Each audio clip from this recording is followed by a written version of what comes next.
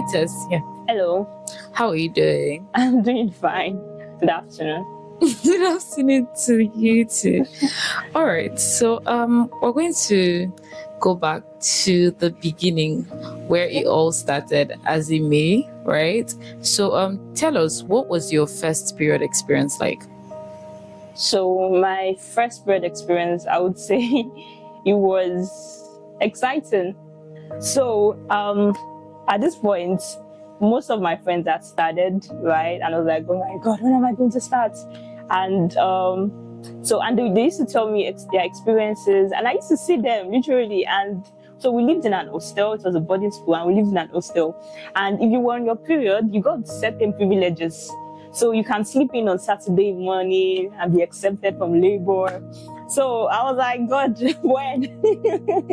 At this point, I just couldn't wait to start.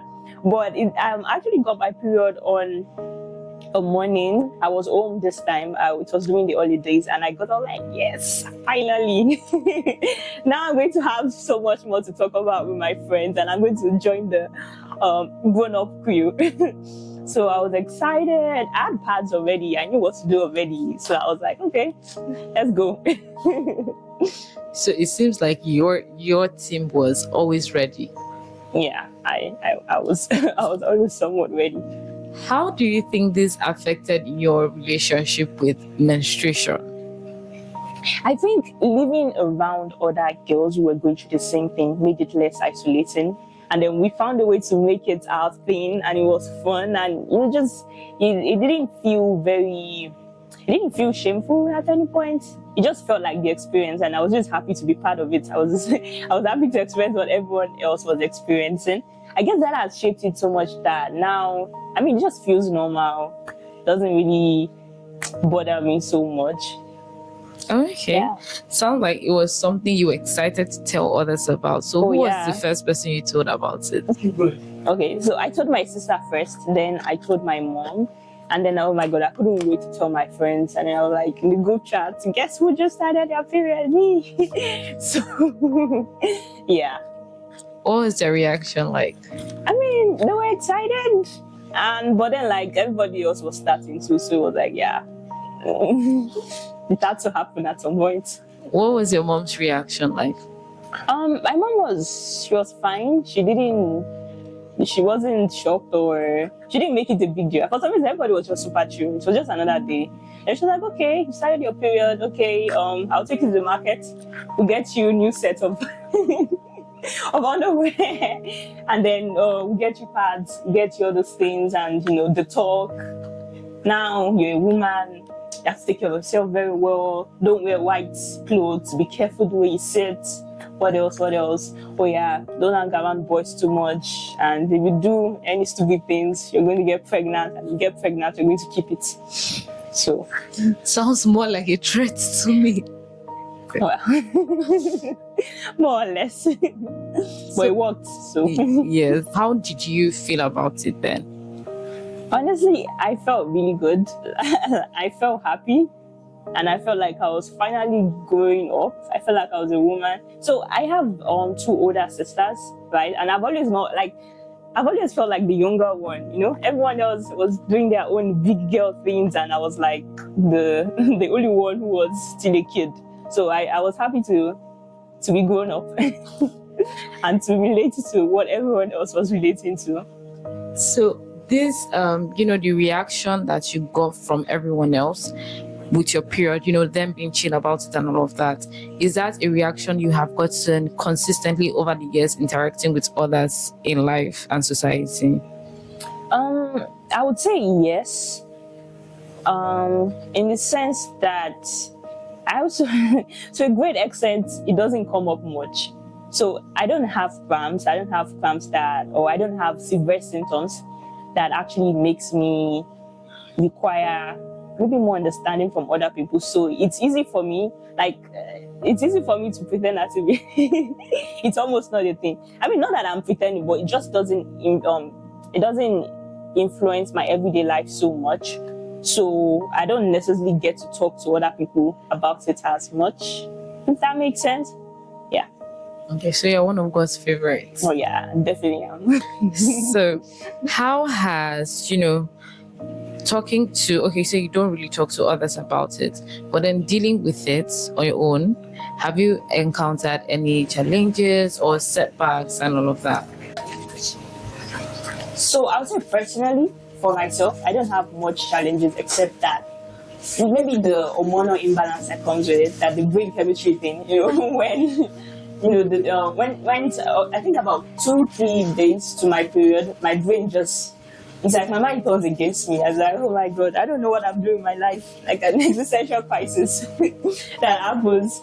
But I think I'm getting used to it in my close to 10 years now. So I've learned to recognize it. The moment my mind starts doing that, I'm like, I know what this is. It's my period. This is not my voice. So, and also just having, I think one way that I deal with that is just having people to talk to. So when I'm having crazy thoughts and I talk to them, I'm like, no, that's not true. And I'm like, yeah, of course, that's not true. Yeah, that's not me. So I would say that's my major challenge so far. But for the most part, it's pretty easy. I'm not even going to lie. I'm not going to act like it's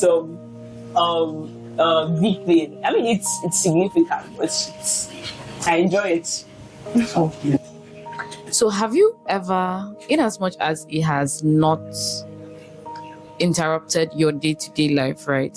Have you ever felt that it was something you should be ashamed of or keep quiet about? No, actually. And I think I think I'm lucky with the fact that I got to live with girls. Being in an hostel, everyone had their period. So it just was never a thing of shame. It was always a thing of pride. And you could use it to get out of things. And if you got into trouble, and oh my god, we used to have these really wicked seniors, and if you do something bad, they might tell you to kneel down or something, but then you can throw the excuse, I'm sorry, I can't kneel down, I have my period. And they have to let you go. So yeah, it was something that everybody was kind of proud of, and it was never a thing of shame, at least for me, and my experience. So with the male gender, has it also been the same experience? The male gender. So back then in secondary school, the early years, it was a thing that we did have to hide it from the boys, but then it was also like a cool thing to like, okay, so people used to date them out there, or people used to have admirers. So to a good extent, it was like a cool thing to tell, the person you were involved with, and then they'll be like, oh my god, you have cramps, and then they send you a care package, or then that kind of thing. So it was cool in that sense. But in terms of how they dealt with it, there were just two basic rules, or at least one basic rule: don't get stained in public. Yeah, and even if that happened, have a cardigan around and take care of yourself. But it's nothing ever happened that made it very shameful. And I feel like to a good extent, the boys always just went along with it. They never really called anyone out or made fun of someone, or made someone a scapegoat for having their periods. And also like that's after that part of my life, just being more grown up and being more in society, I've actually really never had a bad experience with the male gender when it comes to periods. Though it doesn't come up very much in my day-to-day life, except when I had to work on something that was related to periods generally, and then it was just like half of the world does this. So let's not make a big deal about it. Moving a bit to double down on something you mentioned earlier on in terms of like mood swings and the mental games it plays on your mind, how have you dealt with that over the years? So, because at first I didn't know what it was. I just thought, oh my god, I don't know what's going on. But there were just like some 2-3 days in the month when my mood just dip. And I don't mean it in terms of being angry at other people or being irritable, but I just the more mental state, the happiness levels just drops, and it's just a bit harder to get things done, and sometimes you just want to stay in bed, you don't want to get out of bed, that kind of thing. But how have I dealt with it? I would say it's by recognizing what it is. So tracking my period. So if I know that I'm about to get my period in about like a week or so, anytime I'm starting to feel a bit sluggish, a bit down, that kind of thing, okay, I know what it is. I recognize it already, and then I don't lean into it too much, because then I'm like, okay, this is just hormones, this is just chemicals, and it's easier for me to just gaslight myself into positive thinking, because I'm like, yeah, life is not that bad. Or maybe I'll just go get ice cream or something and remind myself that I'm not failing. Has that worked for you?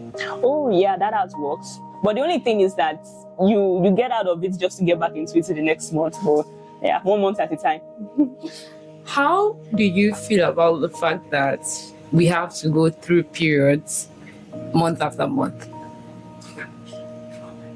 I don't feel anything about it. I'm not sad, I'm not angry, I'm not upset. Now I'm like, okay, it is what it is. What it is, right? And it means everything is working fine. So I'm not really mad at it. And I pretend to be. When other people are talking about, I'm like, yes, periods are bad, let's ban them. But deep down, I don't really mind it. Oh my God, Tess. I love your story so much, because it is one that just shows, like, your personal interaction with it, right? So before I make any assumptions, I want to hear, what is your covered story in a nutshell? My cover story in a nutshell is periods are fun. I love periods because they are cool, and it means you're grown up, and now you can sit on the grown up table. And if you want to be mischievous, you can use that as an excuse sometimes. But yeah, periods are fun. That's my cover story.